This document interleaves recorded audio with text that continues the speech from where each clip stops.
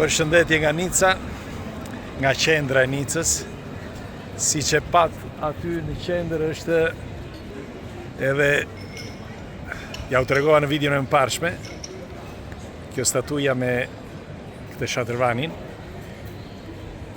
dhe thuhet pastaj që s'ka para. Shiko sa turist ka. Pjesa dërmuese janë turist. Dhe po të shikoni këtu, të gjitha këto restorantet janë plot.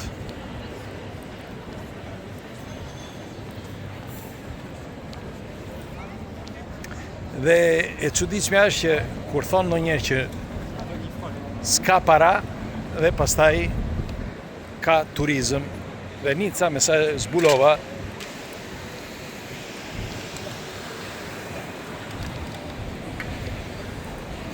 është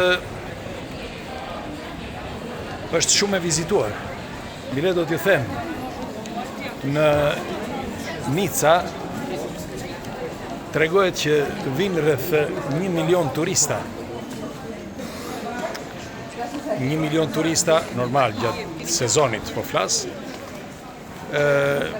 Çmimet janë katastrofë këtu, po ta shikoni.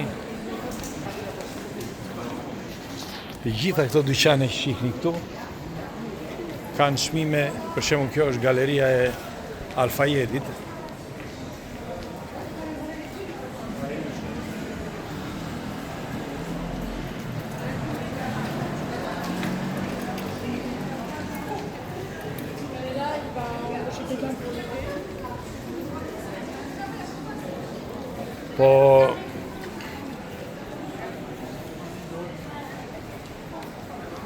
Po thoshe që është e çuditshme se si mund të jetojnë këtu njerëzit me një rrogë që është parafërsisht 2.000-2.200 euro.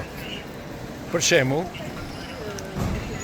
doja të merja disa fruta dhe shkova në një dyqan frutash. Normal që mund edhe të zgjedhësh,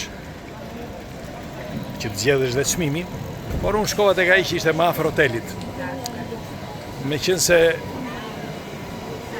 kam qejf disa lloj frutash egzotike dhe doja që të blej aty.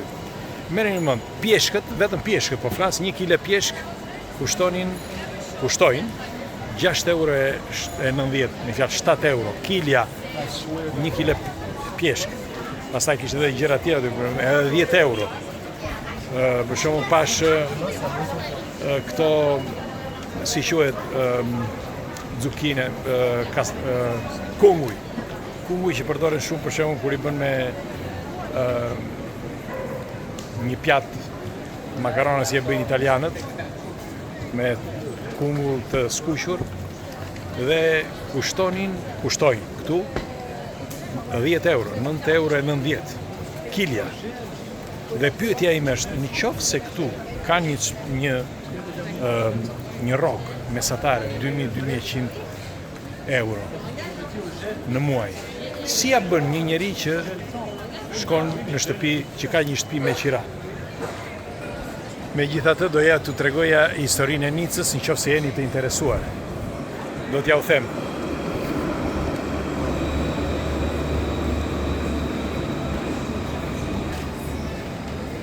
A e dini që Nica nuk ishte franceze dikur, ka qenë italiane. Këtu ka lindur Garibaldi. Ka lindur këtu në Nicën e vjetër, dhe në kohën që Garibaldi mundua që të lidhte Italinë, pra të bënte Italinë që njohim sot, sepse Italia që njihet sot ishte me principata, ashtu si ishte edhe Shqipëria. E gjithë bota ka qenë kështu, pra ka qenë me principata. Çdo vend, edhe Shqipëria, edhe Greqia, edhe Jugoslavia, Italia, të gjitha vendet ka qenë me principate, se përpara nuk ekzistonin shtetet si sot. Shtetet u krijuan shumë vonë, me fjalë pas viteve 1800-1900. Dhe siç ju thash, Garibaldi kërkonte që të mblidhte Italinë dhe ta bënte atë që njihet sot Italia. Dhe filloi që të mblidhte të gjitha principatat, me fjalë princat dhe mbretërit e çdo vendi, çdo zone. Pra, sepse për shembull ishin 2 Sicilit, ishte pjesa sipër e Lombardis, pastaj edhe poshtë andej nga Napoli e tjerë. Pra secili kishte mbretin e vet. Dhe kur filluan që të votonin, merren në mend që këtu ata që votuan, sepse në atë kohë u formua edhe Franca. Dhe në atë kohë që u bën votimet, pothuajse 72%, më shumë se 70% të banorëve këtu votuan kundër. Me fjalë nuk doni që të ishin italian. Dhe nuk kaloi shumë, parafërsisht rreth një vit e gjysmë apo 2 vjet, dhe të tjerët kërkonin që shumë nga këta kërkonin që të ishin italian, por më vonë nuk ishte më shans, sepse u vendos që Nica të ishte franceze, pikërisht nga votat që u bën atëherë. Dhe u penduan shumë prej tyre, por ishte tepër vonë, dhe kështu që Garibaldi u tha, doli sepse ai ishte që i mblodhi, ishte i vendit, ishte vendas. Duhet dini edhe diçka tjetër, shiko, askush nuk është si mund të quhet,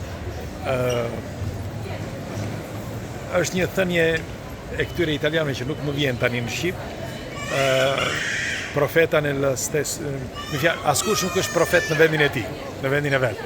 Dhe kështu është edhe kjo.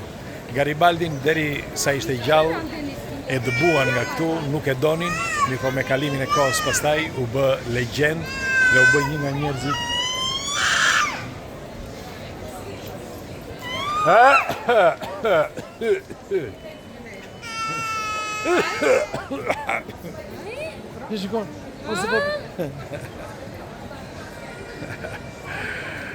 po qante fëmija.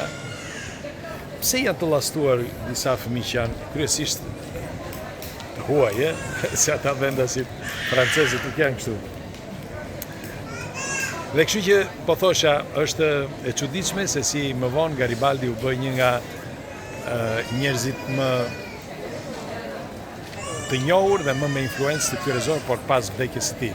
Siç që thash dhe më përpara, askush nuk është profet në vendin e vet, dhe Nica sot është franceze, pikërisht pra nga ata që fillimisht nuk donin që të ishin italian, por të ishin francez, por që më vonë u penduan. Megjithatë, ja t'ju tregoj edhe një copës tjetër tani.